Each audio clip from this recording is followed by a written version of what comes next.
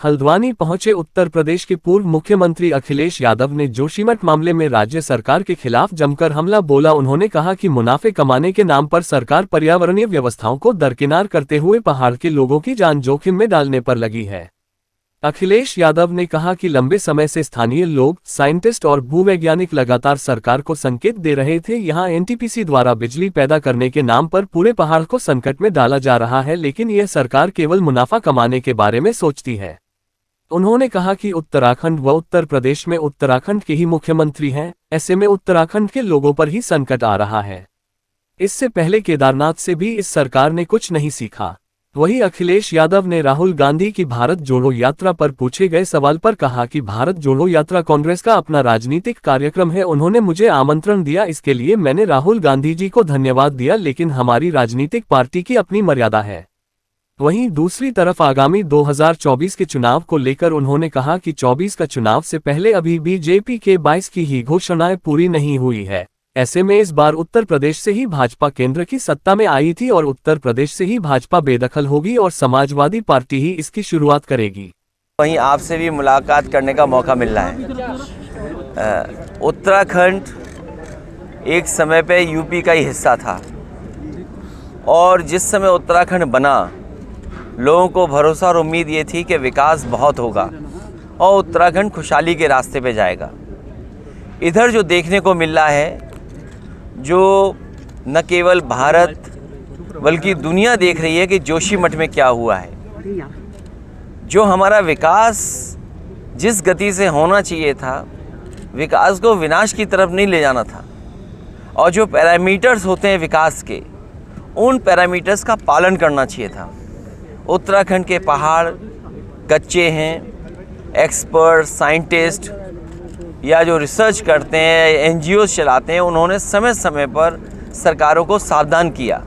वो सरकार चाहे कांग्रेस की रही हो और चाहे बीजेपी की आज, इन सरकारों को समय समय पर वहाँ के लोगों ने सावधान किया, एक्सपर्ट्स ने सावधान किया।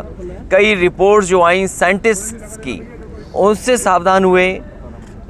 जो बहुत जागरूक लोग हैं, समझदार हैं, उन्होंने खुद कहा कि जोशीमठ में इस तरह का विकास नहीं होना चाहिए। जो विकास हो रहा है और जो खासकर एनटीपीसी की वजह से पहाड़ खोखले कर दिए हैं, ये उत्तराखंड के उस हिस्से के और उत्तराखंड के पूरे हिस्से के पहाड़ कच्चे माने जाते हैं। ये नए पहाड़ हैं। इन पहाड़ों में जो विकास और जिस तरीके से प्रिकॉशन लेकर के, सेफ्टी को लेकर के और जिस तरह का इन्वायरमेंटल कंसर्न दिखाना चाहिए था, यहाँ की सरकार ने नहीं दिखाया। मुनाफे के चक्कर में इन्होंने खासकर जोशीमठ और आसपास बर्बाद किया है।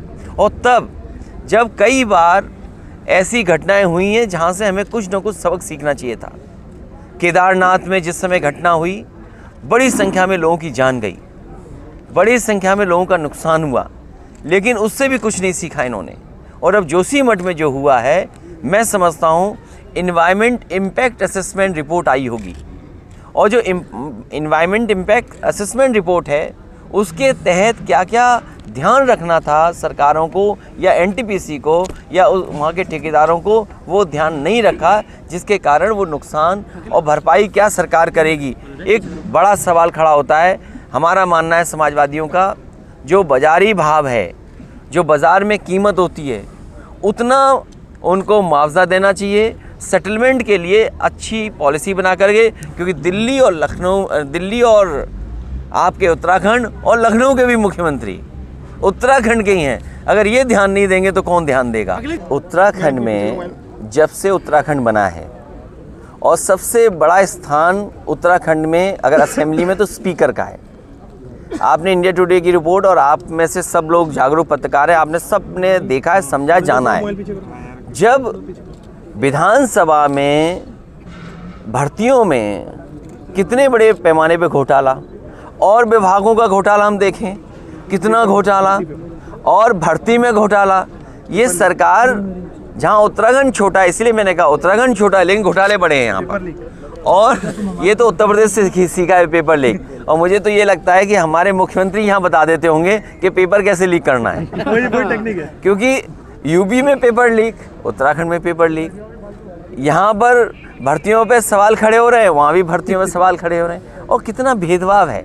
इसलिए हम तो ये कहेंगे कि हमारे जो मुख्यमंत्री जी हैं उन्हें उत्तराखंड बुला लो, और नहीं बुला रहे हो तो उत्तराखंड के हमारे मुख्यमंत्री जो उत्तर प्रदेश में हैं उनसे कहो कि उत्तराखंड के लिए नौकरी रोजगार में भी कुछ आरक्षण दे दें। अरे नहीं, और यहाँ पर जो रेलवे का बड़ा मसला है जो सुप्रीम कोर्ट में है, पलायन की रिपोर्ट आपने पढ़ी होगी, कितनी बड़ी संख्या में लोग पलायन कर गए। ये आखिरकार सरकार की गलती है जिसकी वजह से लोग पलायन किए हैं, और लोग गांव में रुके रहें, अपने नेटिव प्लेस पर रुके रहें, उसके लिए अभी भी सरकार के पास कोई योजना नहीं है। जो सपने उत्तराखंड बनने पर दिखाए गए थे वो सब सपने तोड़ दिए गए। और रेलवे की ज़मीन को लेकर के सुप्रीम कोर्ट में जब मामला है तो मुझे उम्मीद है कि कोर्ट गरीबों के पक्ष में, और जो लोग इतने दिनों से रह रहे हैं, कई वर्षों से रह रहे हैं, उनके पक्ष में ही फैसला आएगा। हमारा ये मानना है कि हमारा मानना ये है कि जो गरीब इतने वर्षों से रह रहे हैं उन्हीं के पक्ष में फैसला आएगा। हमें कोर्ट से भी अपील और निवेदन यही है कि इन गरीबों की मदद करें।